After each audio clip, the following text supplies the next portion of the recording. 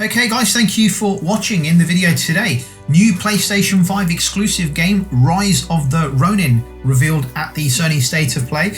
New God of War story trailer revealed also at the Sony State of Play. We have rumours of Square Enix and Sony acquisitions resurfacing again, and PSVR 2 reviews are in, and what will they say? As usual, the links to the articles are down below in the description. So looking at the first piece of news during the Sony State of Play, we got to take a look at a brand new PlayStation 5 exclusive game, Rise of the Ronin. A new action RPG from Neo developer Team Ninja has been revealed. Rise of the Ronin was one of the brand new titles revealed on Tuesday evening during the short State of Play that Sony hosted. The main trailer looks absolutely amazing. I have it playing in the background. I also have it on my channel. If you head on over to the playlist called Game Trailers and Demos, you can check it out there with the trailers, sound and music.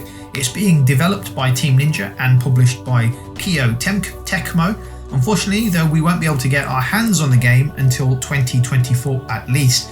From the studio that developed Neo and Neo 2, it looks like we'll be getting something that brings all the studio's combat knowledge and combines it with a brand new open world with plenty to explore. At least that's what it feels like with the gorgeous landscape shown and what looks like a badass wingsuit.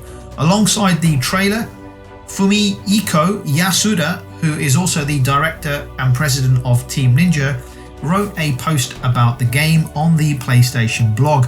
According to Yasuda, the project has been in development now for 7 years, which means that if it does launch in 2024, it will have been in development for 9 years in total.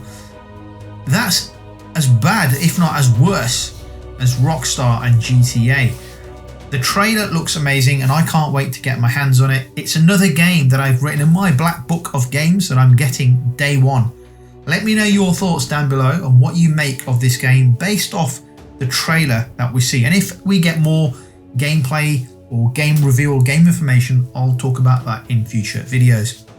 Moving on to our next piece, we have the stunning God of War Ragnarok trailer, which teases Kratos versus Thor.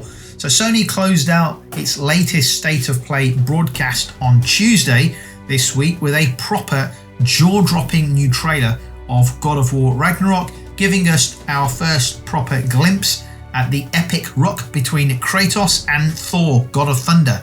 The trailer looks amazing. I have it playing in the background. I also have it on my channel. Again, if you head on over to the playlist called Game Trailers and Demos, you can check it out there with the trailer's sound and music. God of War Ragnarok is slated for release on November the 9th, 2022 for PS5 and PS4. Developer Sony Santa Monica Studio recently confirmed that the game will boast over 60 accessibility options for players. Meanwhile, the studio also blew the lid wide open on a number of new abilities for God of War Ragnarok's combat system, including the fact Kratos' shield will now have new functions, as well as introducing weapon signature moves. It's getting closer, the day of reckoning. It's less than 8 weeks before God of War Ragnarok and greatness is released. I can't wait, can you? So moving on to our next piece of information, rumours of Sony getting ready to acquire Square Enix have started to resurface again. This comes from the fact that Square Enix has admitted it is open to joint ventures or taking a minority stake in its own studios due to rising development costs. The article goes on to say, it seems that Square Enix has a bit of a surprise ending for its investors briefing back at the beginning of August. Now that we can read the transcripts, it seems that Square is in fact open to joint ventures or even selling off majority stakes of the studio it owns. The president of Square Enix, Yusuke Matsuda, goes on to say, traditionally it has been our general policy to own our development studios outright. However, development costs have risen sharply in recent years, and so I want to identify ways of allocating capital to studios that give us greater flexibility. These can include not only full ownership, but also joint ventures, equity method affiliates, and minority stakes, Rather than insisting upon full ownership, we will hedge our risk by investing in studios via a range of capital structures as we work to enrich our portfolio and achieve sustained growth.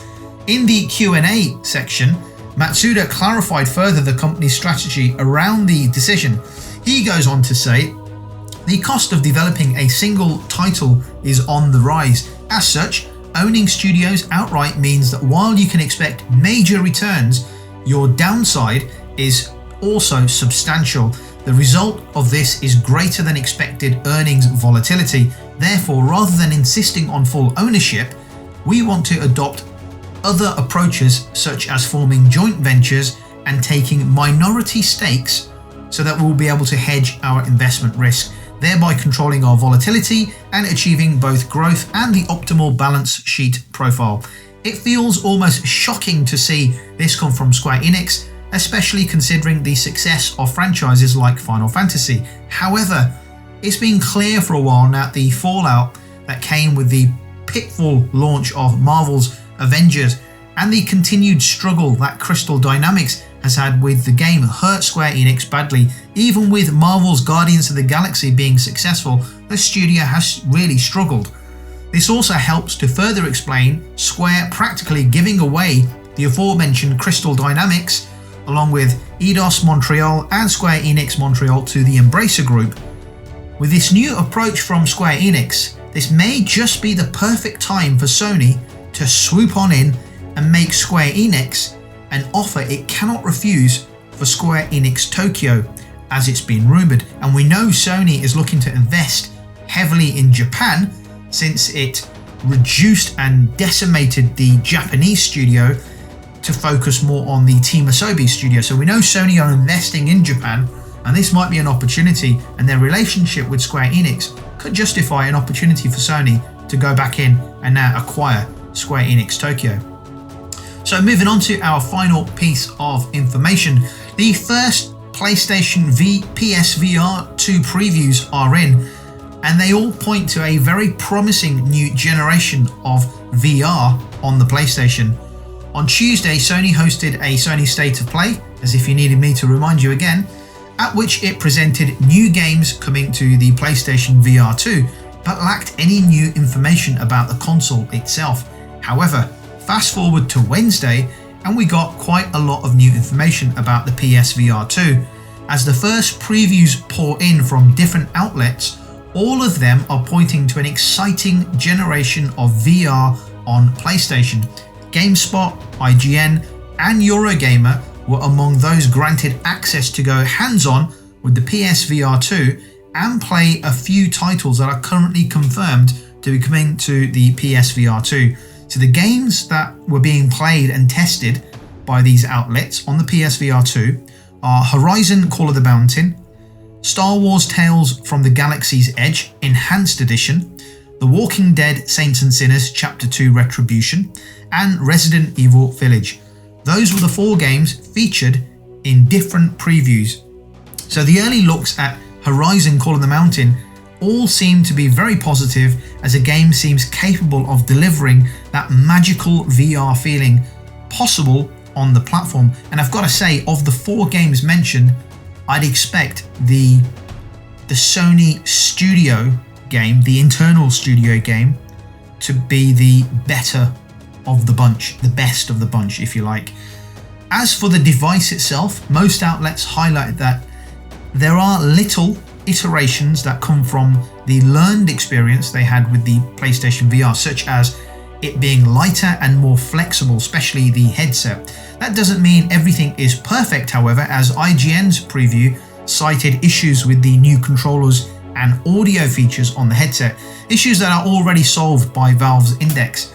All in all, the hardware and software available all look very promising, but the question of the price still looms, and whether or not players feel like this new generation of VR is worth the price of admission. Of course, there are going to be some small nicks and cranks to iron out as Sony prepares to launch the PSVR 2. I, for one, cannot wait, and I want to see more information and more hands-on demos. I actually want to see people playing games on the PSVR 2 and see their experience rather than read about it. I think that will be more beneficial, especially for me personally.